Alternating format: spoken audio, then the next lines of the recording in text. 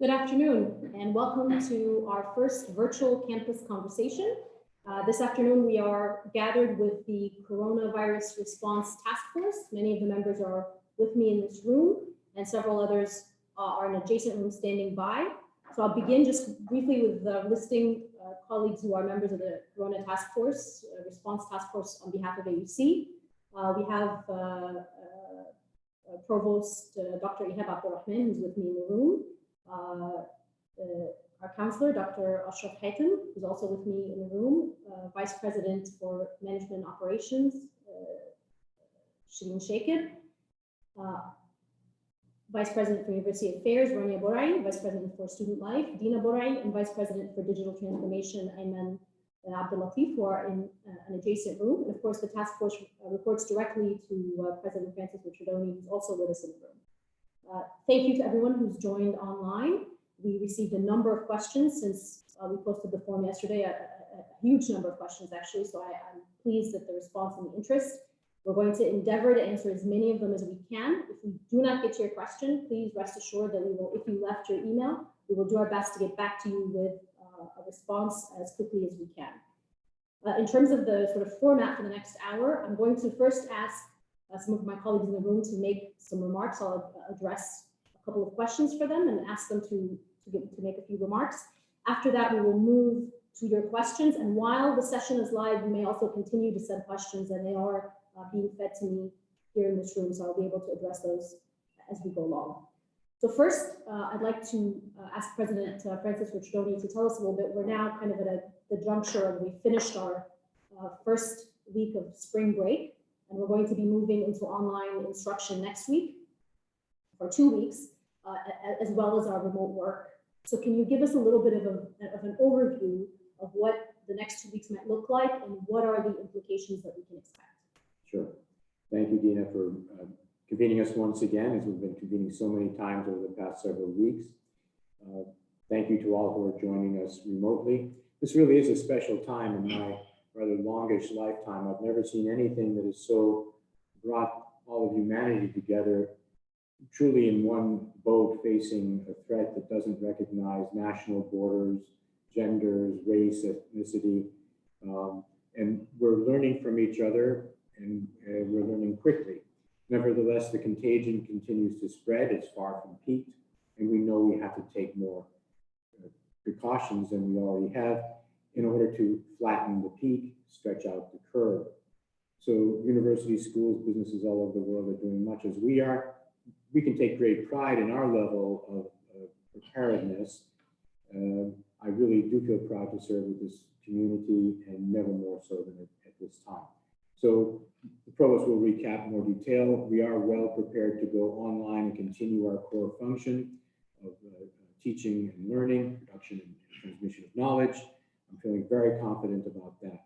We've also used this past week, however, to prepare to reduce the number of people who must be together on our 2 campuses. That's the #1 public health response that people all over the world know we must take, and we are taking it. We've already reduced the presence on campus this week, and we've been planning all week how to reduce it further.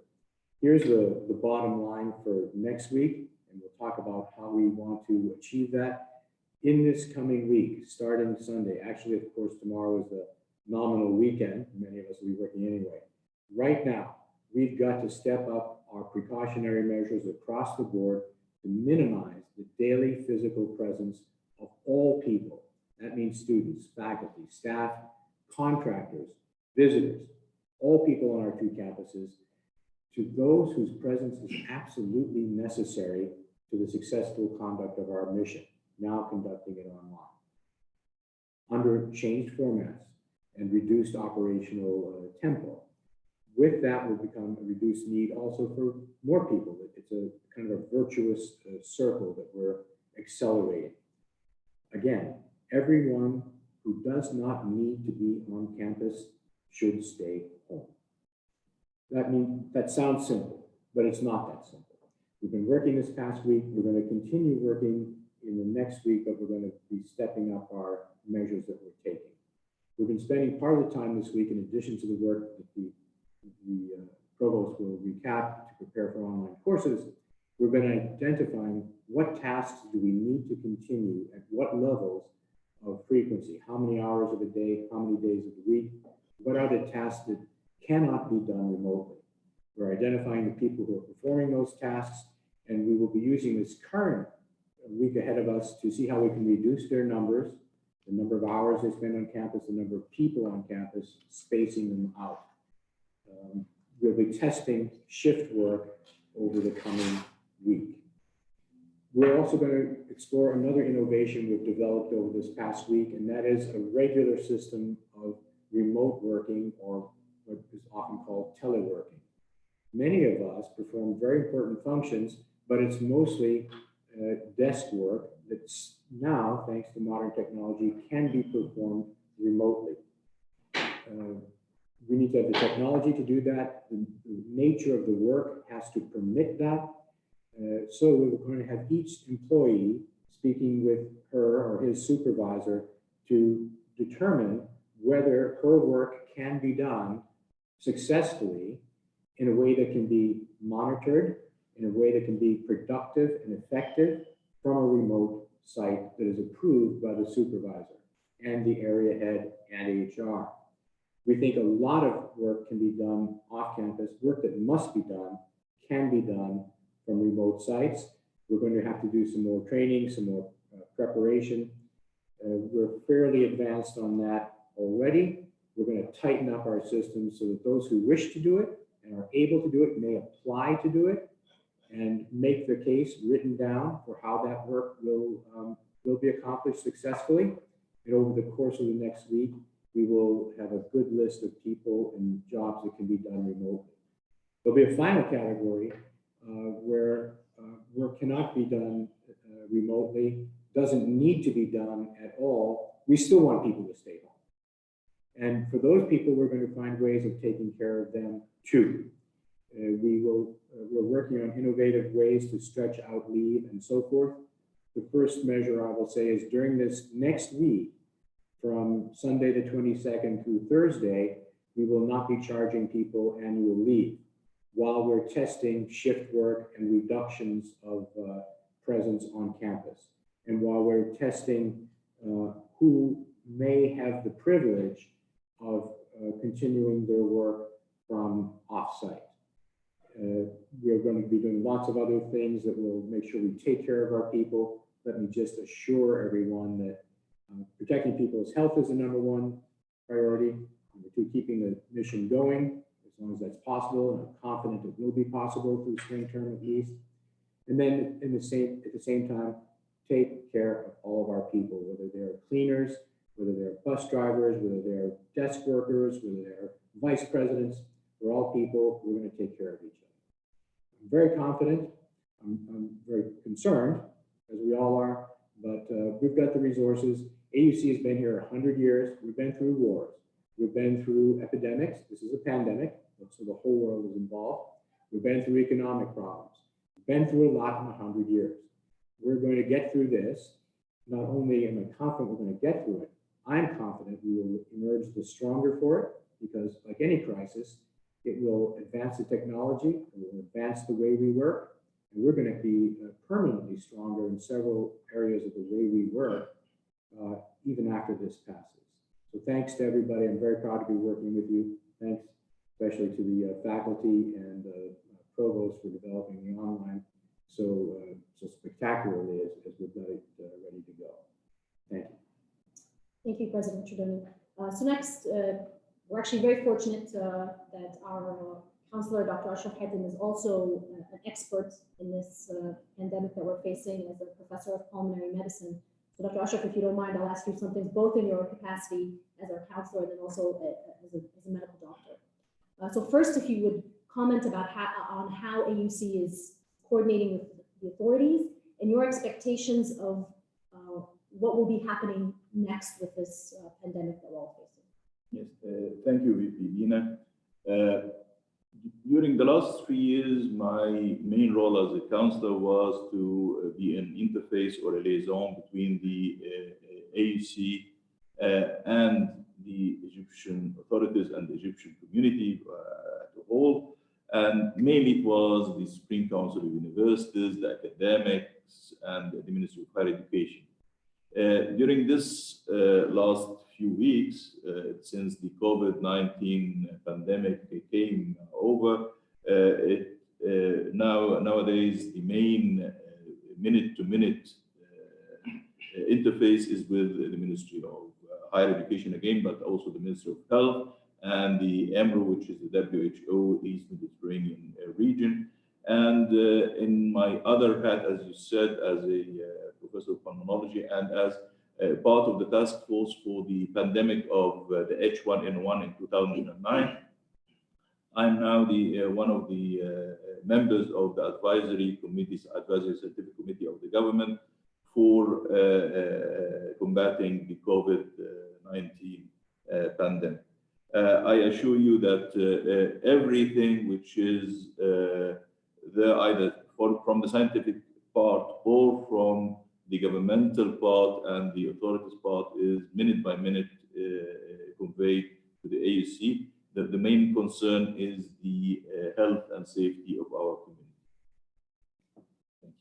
Thank you, Dr. Ashraf.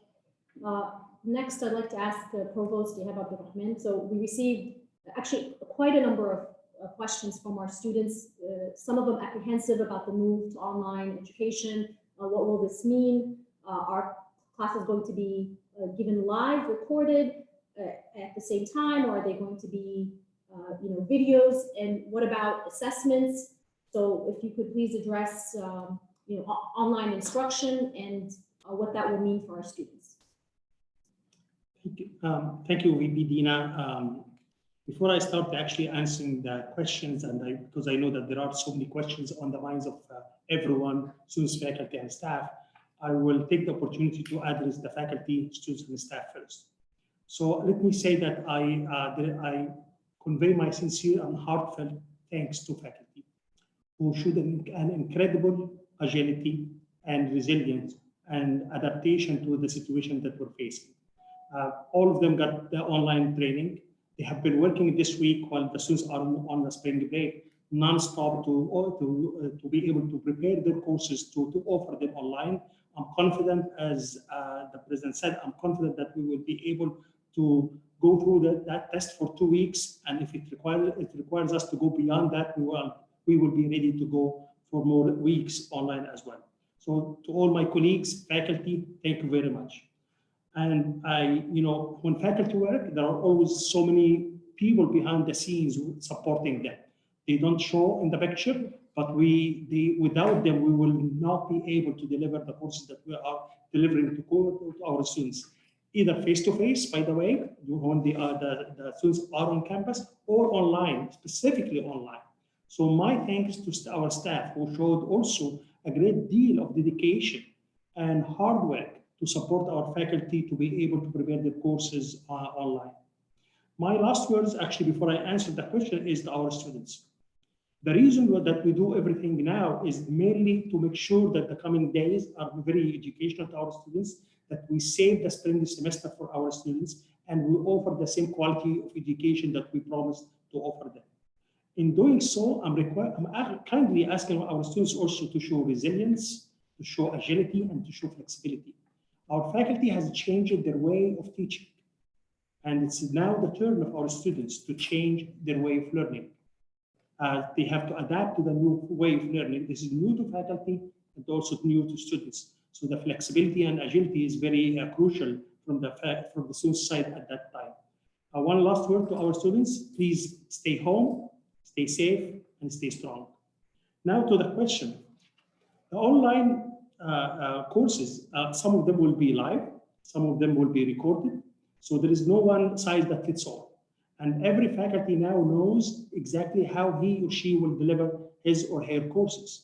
So some students will be exposed to faculty who will be calling the students to meet over Zoom so they can get the lecture done. Some students will find the materials recorded online on Blackboard and they read it on their own. Then the faculty will be available to them to answer questions, have sessions, have one-on-one meetings with them. So every faculty now knows exactly, and we have that documented, how he or she will deliver their courses. Assessments. we asked the faculty not to give any assessment that requires proctoring during those 2 weeks. But there are so many assessments that can be done during those 2 weeks. Assignments can be done during those 2 weeks. Essay can be written and submitted to the faculty online during those 2 weeks. Oral exam, one-on-one oral exam can be done during those 2 weeks. So assessment, all what we ask the faculty to do is not to give any exam or test that requires proctoring, because that cannot be done online. So I think all of our faculty are ready, and we will test. We will be collecting data also from students, faculty, and from Blackboard itself to enhance our operation as we go on when it comes to online teaching. Thank you. Thank you, Dr. Abdurrahman. Finally, I'd like to ask our VP for Management Operations, VP Shakib. So we know that as we've seen a number of measures happen throughout this week on campus in terms of cleaning and sort of increased response across the operation. So as we anticipate an even further reduced operation next week, what can we anticipate in terms of the campus operation, and what kinds of measures are you looking to enact moving forward? Thank you, Dina. So basically, in the last few weeks, as the whole community is noticing, we've been trying to keep the updates going. We have the task force, as you mentioned. We have the medical hotline. We're trying to, respond and keep everybody involved in the response. There's been a lot of measures on campus in terms of stepping up the cleaning, from sanitizers to, increasing the daily frequency of hard surface cleaning and sanitizing. We've done, we're doing a schedule per building of disinfecting the whole building. We're paying attention to the buses and doing a daily also disinfecting of the buses. So as we're moving that activity forward, what we're anticipating with reduced operations is to try and protect the people, the staff. There's a big operation that's behind all this, and to protect that staff, we're going into as the president has mentioned, to a reduced task force as of next week, working on a shift basis. We still need security guards on site. We still need safety people on site. We still need cleaners and people who take care of the landscape. However, we're doing that in a way to both protect the people doing the work and the community by going into a reduced mode of operations. We're still stepping up the cleaning levels though, because this whole pandemic requires us to do that. So the disinfecting will keep on going. We're having a spread out schedule for doing the buildings disinfection. So we'll keep on doing that. However, in terms of staff, we are working our numbers so that we make sure the right people are on site to do that work. So basically, as we're evolving, we're continuing to focus on the cleaning and all the measures on campus. Thank you, VP Shakib. So I'd like to address some of the questions we're getting online, and as needed, we may also call on some of the members of the task force not with us in the room. First, I think I'd like to go to Councillor Ashraf Hakim. There have been a number of questions around the medical sort of responses and what people should do. We've received a couple of questions of people who feel nervous that they may have symptoms or are concerned about having been in contact. So what is your advice for someone who's concerned that they might have it or have come into contact who may have the virus? Okay, something which is very, very important that even if somebody has the disease or got infected with the COVID-19, 85 to 90% of the cases are mild cases and they resolve by itself. So something which is very important that if I am in contact, I'm coming from a country which is we have up to now 4, now became 5 countries which are hot countries, which is China, South Korea, Iran, Italy, and added Spain to them. If I'm coming from them, just stay at home if I don't have symptoms. If I have slight flu-like symptoms or mild flu-like symptoms, which are some sore throat, some coughing, low-grade fever or fever, I should contact my physician and the hotline of the AUC, and again stay at home, because it is a simple disease which will resolve completely if I don't have any risk factor. Thank you, Dr.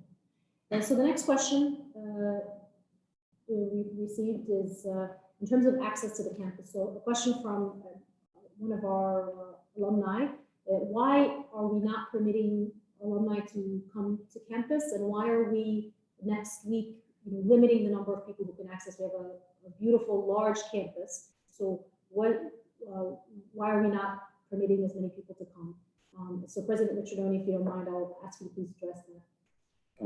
The answer is simple, because the number one public health step that all authorities are urging is to minimize contact among people, minimize crowding, simply minimize contact. That means what I said at the outset: to our employees, to our visitors, to our students, to our faculty and staff, stay home.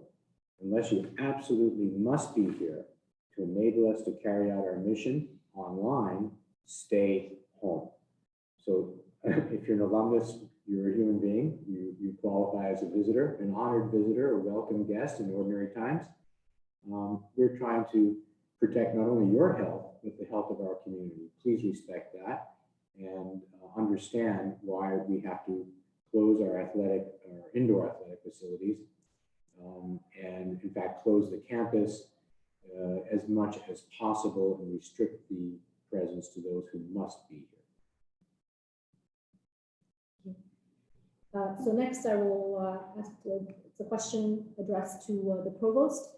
So someone was asking about the portions of courses that require physical presence. So specifically, two of our students asked about graduation projects, for example, for engineering majors, or types of coursework that would typically require someone to have a physical presence. What will be happening in those cases? And since I'm going to bundle with that another question, so I'll ask you two at once. The second question is in terms of attendance. So now that we're moving to online instruction, is attendance going to be taken, or what is the implication of online instruction on attendance? Okay, let me answer the attendance question first, because that's easier one than the labs and projects. If the course is not offered synchronous, that means that the lecture is not given by the students at the same time of the class, but through Zoom, for example, then the attendance does not have any meaning here. The courses are on Blackboard. The students access those courses whenever they want. They study them, then they meet the faculty at a specific time to address questions and discuss the class that they taught. So the attendance here does not mean much.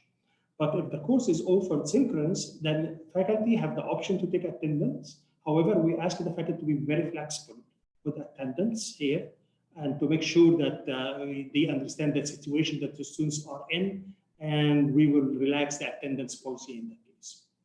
As for projects, graduation projects, labs that would require physical presence on campus, those something that we are still addressing, or students should be hearing from us on those course by course. I'm aware that some students have already heard from their faculty about specific labs and the specific courses that they will offer them also online. Some departments are still discussing that. As of I came from my office, actually from one of the discussions now, and the students will be hearing from the faculty very soon about that. Thank you.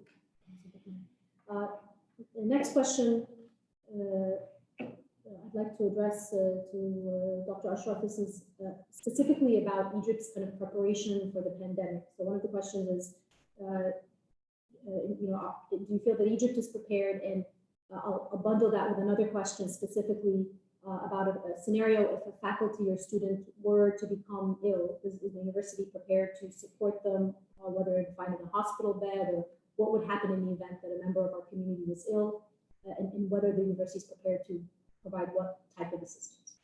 Yes, let me answer the second question first. Yes, of course. As you all know, we have a flow chart how to manage if somebody is ill. Either the illness is a flu-like symptoms or even a positive case, and how to manage this. How to the university have for faculty, staff, and students have a good insurance companies, and there is a contract with some hospitals if it is just flu-like symptoms or symptoms which is a suspected case. If it is not highly suspected, if it's highly suspected, the hospital, which is the Air Force Hospital, transfer the suspected case to the fever hospital according to the protocol of the Ministry of Health up to now. It may at some time open also in some university hospitals like Ain Shams Specialized Hospital or others in few days to come. But up to now, the suspected cases, if there is severe symptoms, they are transferred to a fever hospital. In this fever hospital, the test for the corona is done, and the patient, if he is positive, he will take the treatment for free. And then when he turns negative, he returns back home safely. And again, most of the cases which have been discovered in Egypt, which is about now 200 cases, or 200 plus cases, 85% of them, or even 95% of them, were simple cases. They don't have, only a few cases have this severe respiratory distress, and they are mechanically ventilated. They are those who have these very severe symptoms, who are in very old and in patients who have low immunity. Is the country prepared? Of course, this is a pandemic, and even the countries in the whole world, they have the healthcare system is challenged by this number of cases. The Ministry of Health, and not only the Ministry of Health, Ministry of Health and all other supportive ministries, and there is a higher committee headed by the Prime Minister. They are every day they have a meeting, and they are every ministry are supporting the Ministry of Health with the cooperation with WHO and the other international scientific groups, and they are doing what is needed from them. Is this enough or not? It is actually up to now, Egypt is, according to WHO, is a low country which has a low incidence of positive cases. Thank you, Dr. Shah. Next, President Mitrudani, if I may, I'll direct a couple of questions that have come in. So one is related to holidays. So as we enter this phase, staff members asking in particular about Easter holidays and sort of fixed holidays. Will something be happening to those? What can we anticipate? And then the second question actually is revolving around the virus. Have there been any confirmed cases on campus so far? The second one is easy. There have been no confirmed cases. We had people who reported they had been on Nile cruises. Others, we heard of faculty members who had left campus reporting symptoms. In each of those cases, the people have got medical attention, examination, and proven negative. So thank God for that. We are preparing for the day when we may well find someone who tests positive. And Dr. Hatem has just explained all the protocols that are in place to deal with that. I remain hopeful that, God forbid that day come, but if it does come to our campus, we will be able to isolate the case, find out who that person has been in contact with, take appropriate precautions, and still carry on, I hope, with our online teaching and learning. As to holidays, no change. Of course, national holidays are national holidays, and we will observe those. We did take the spring break, which was additional holidays, they were university-only holidays. We moved those forward this week to minimize the presence on campus of students, faculty, and staff. That succeeded. We have vastly reduced traffic. From that, we learned the kinds of support services that the presence of people themselves generate. Security services, cleaning services, food services, waste services, all kinds of services have been able to be reduced to a different ops tempo. That will let us save still more requirement for people to be on campus. We will be applying those lessons even more in the week ahead, as again, a kind of test period. And I think that by Sunday the 29th, we will be at an absolute minimum level of people physically present and yet able to keep on with our mission. So I have another question that's come out. I'll stick with you for one more question, President Ricciardoni. This is regarding people who may wish to leave or may have to leave. So the question is specifically if an international faculty member wants to leave to their home country, or if there are students that wish to leave to their home country, what, if anything, can AUC do, or how can it help in this regard? Well, we're being extremely understanding on the one hand, and on the other hand, having a lot of individual conversations, because each person has individual concerns and family circumstances, responsibilities and duties to others in the community.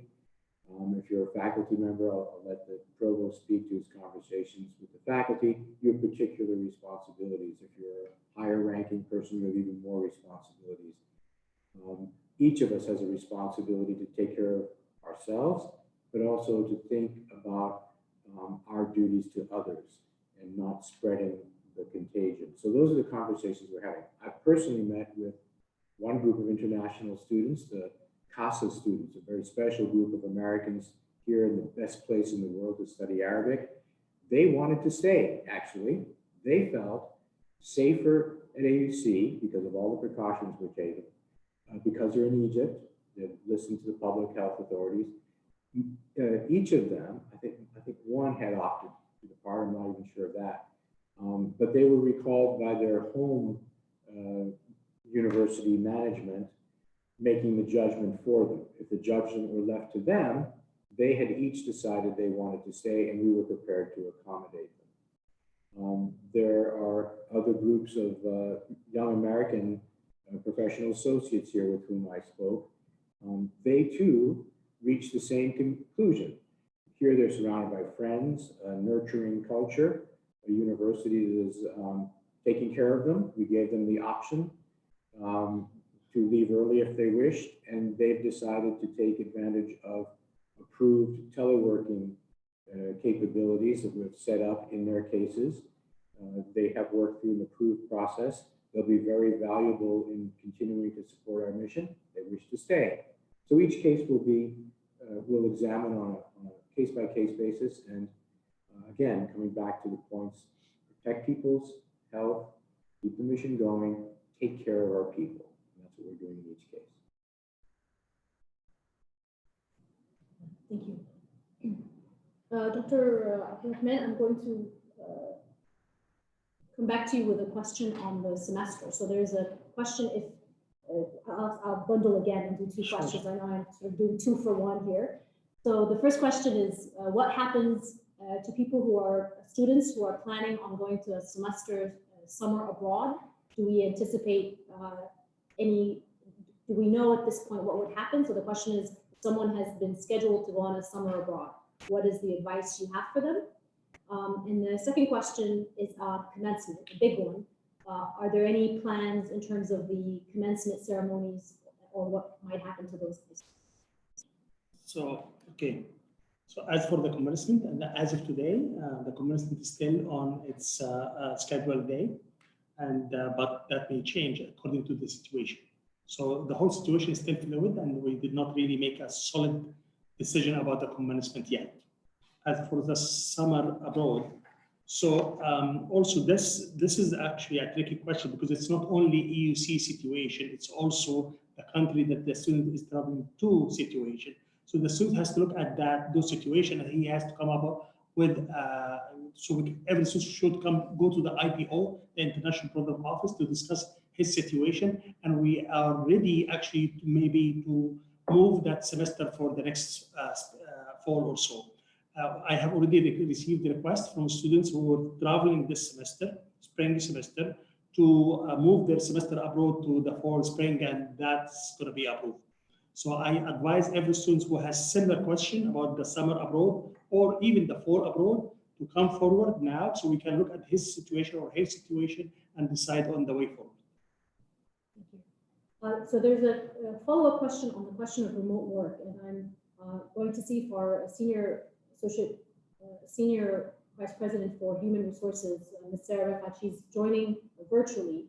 So the question is, as the president mentioned, some people may be eligible for remote work.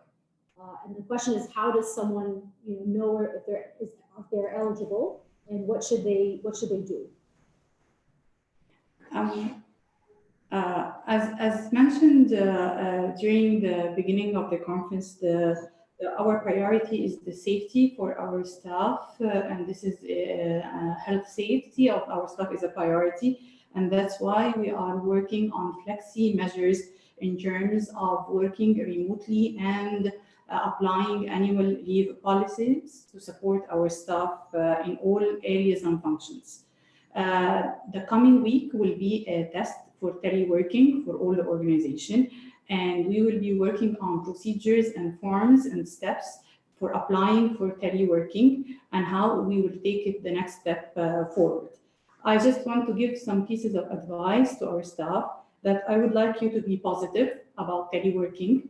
I would like you to be positive that the university will be supporting you, and I would like you to be flexible as well. We are going through a change management, and we will pass this period together safely. The HR office will be also working remotely, available for your support and questions at any time. We launched an e-learning module for teleworking and remote working. I do advise you to go through this module. The online training has a lot of tips and will help you and support you. I'm going to shift back to Dr. Ashraf. We have a question specifically about precautions people can take, so personal precautions. We've all heard about the importance of hand washing, but this is talking about, asks about toddlers and any advice on young children, what to do about that, and in particular diet. Is there any? The question is, is there any truth in the advice regarding what people should eat or not eat in this time? The good news that COVID-19 does not affect children, or very, very rarely affect children below the age of 5 or even 8 years, and from 8 to 15, also the percentage of infection is also very low. So toddlers definitely, maybe in the 200,000 cases which are positive, maybe there has only one case reported in China. But it is said that children, young children, if they go outside, they go to the nurseries or to the schools, they can be carriers of this of the virus, and they can give it to their especially grandmothers and grandfathers. So, and that's why this is the cause of closure of the nurseries and the schools, and not because they are affected. As for what to eat, and it is balanced diet. There's nothing except balanced diet. The only thing which may help in increasing the flu as a whole is to take vitamin C. Maybe it is something which is good for mainly the mucous membranes, and it is the recommended is 1,000 milligrams of vitamin C per day. This is the only thing which also don't have a solid proof, but it is good for the health as a whole. And one additional follow-up question on that is, what about colleagues on campus who may suffer from reduced immunity, whether they're staff or faculty or students? Is there particular guidance for them? And that's why, according to the government and to the regulations here in the HR and the university, they are eligible for a sick leave during this period of the pandemic, because anybody who has a reduced immunity, which are any chronic respiratory disease, any chronic cardiac disease, renal disease, if they are diabetics who are not controlled, or are taking immunosuppressants, corticosteroids, or chemotherapy, these are the high-risk patients.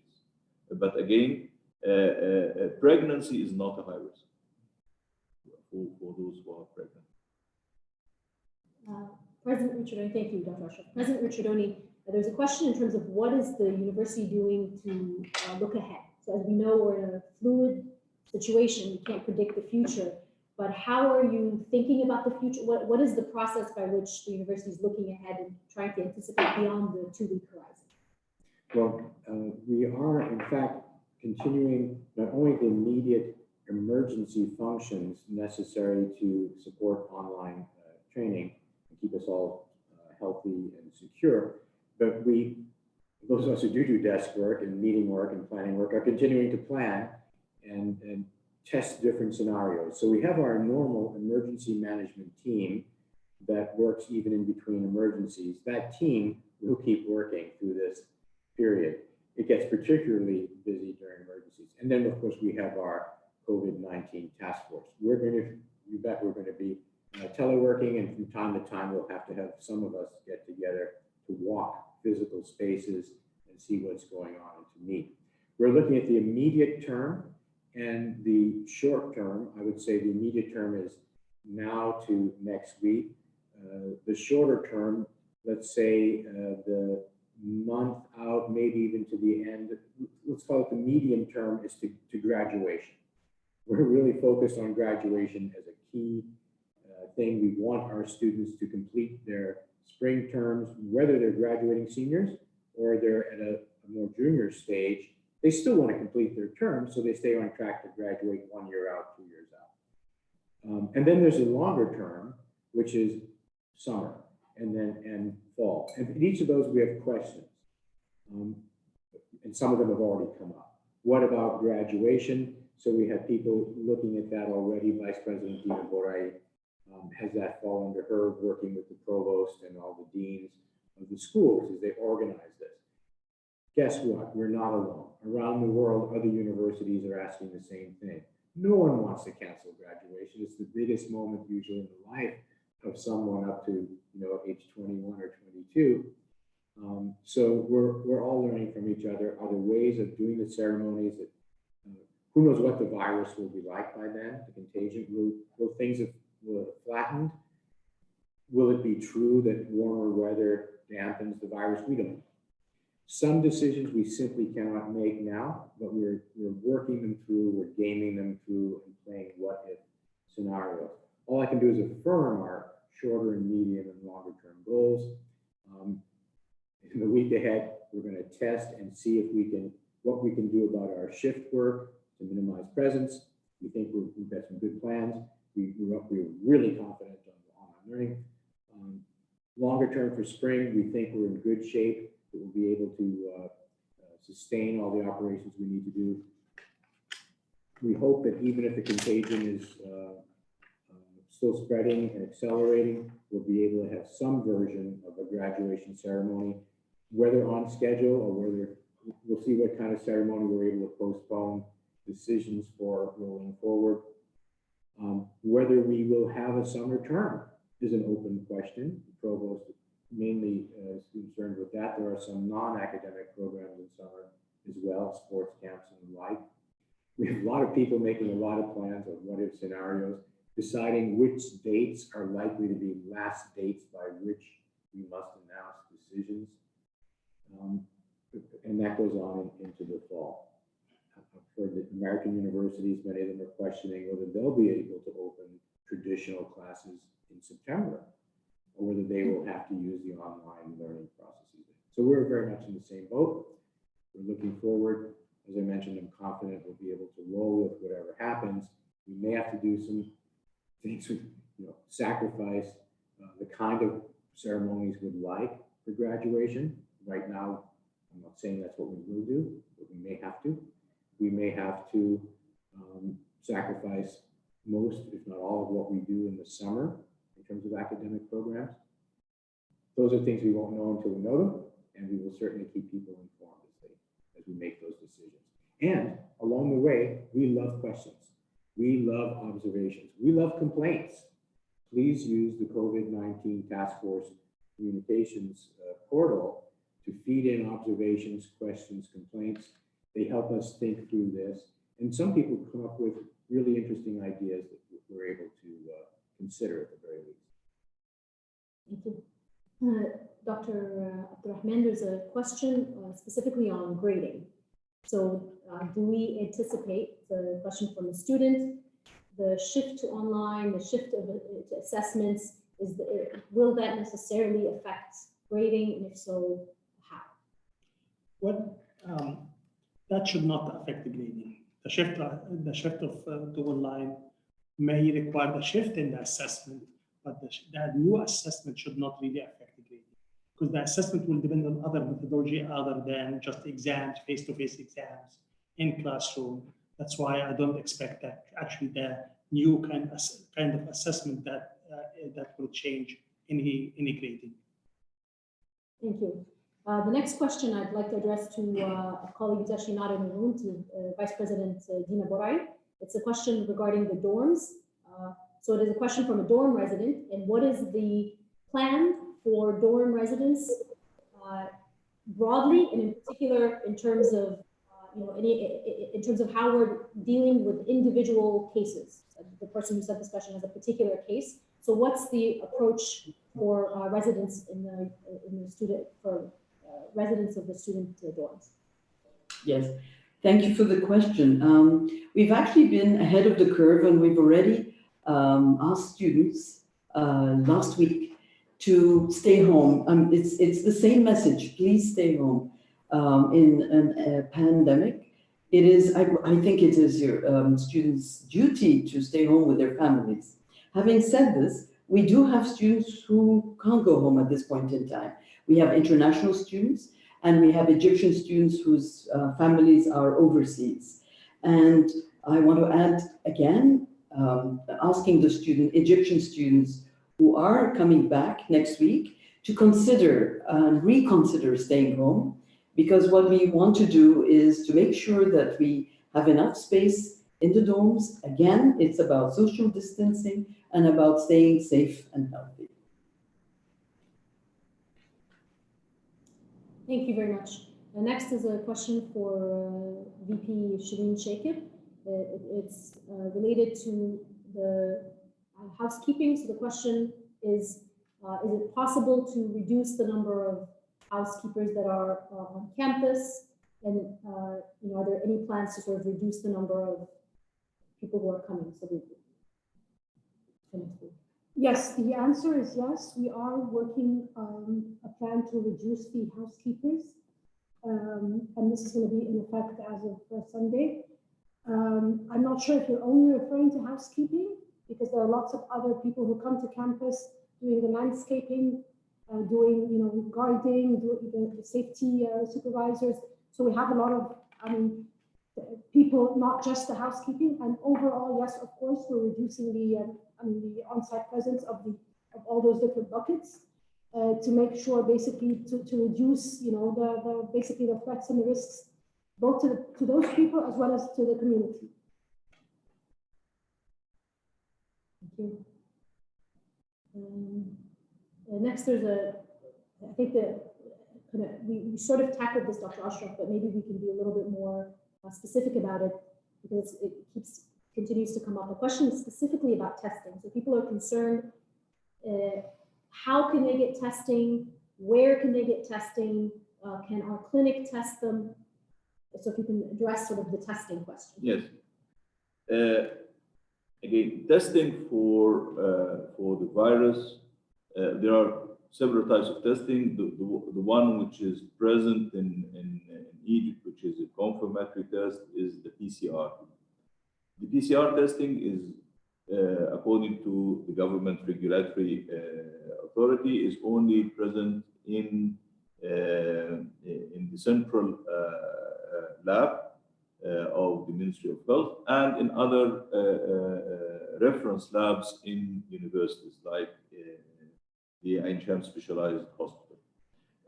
But again, according to all the guidelines in everywhere in the world, testing is not done except for severe cases. And testing is not anybody who has some flu-like symptoms can go to a lab and do testing. This is not advised, and it doesn't do anything to do this test.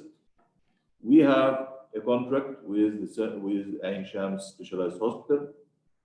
If somebody is coming from a hot place and he has symptoms and he is isolated in his home and starts to have symptoms, the clinic can get, we can send somebody from the Ain Shams Specialized Hospital for him to get the sample. It is a nasopharyngeal sample, and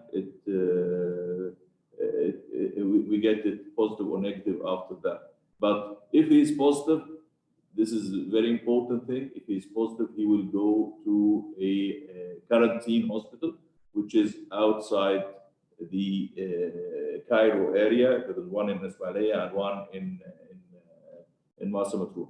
So if he has mild symptoms, it's better not to be tested because it is usually self-contained, and there is there's nothing to be done for him because he will also take an antibiotics. If he has some sputum, he will take an antibiotic also with it.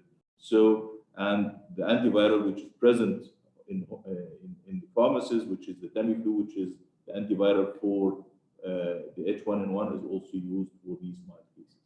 So the test is available. Another test will be available 1 week from now. It is the antibody testing. It is an ELISA testing, and it is a rapid test. It will be available in the private labs, but it does not. If it is positive, we need to do a confirmatory test in the central lab. But again, it is not advised to do this test. Thank you, Dr. Ashraf. We have a question in terms of, as we're moving to online education and remote work. This question I'd like Vice President Ayman Abdulatif to please address. What is our type of technical and IT support? What can people do if they run into difficulties next week? Yeah, thanks for the question. So we have been preparing for this scenario. We have doubled the number of people who are staffing our support, our help desk.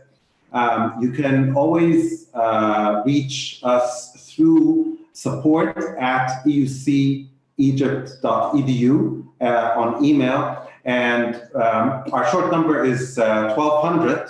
That's our hotline. That hotline is actually a round robin, so it's several phones on the back end who are also assisting and manning these calls. We are also targeting to be available 24/7, and we have first line of support. We have second line of support specifically for Blackboard, where we have people who are they're level 3 technicians, are able to answer and respond to questions about Blackboard specifically.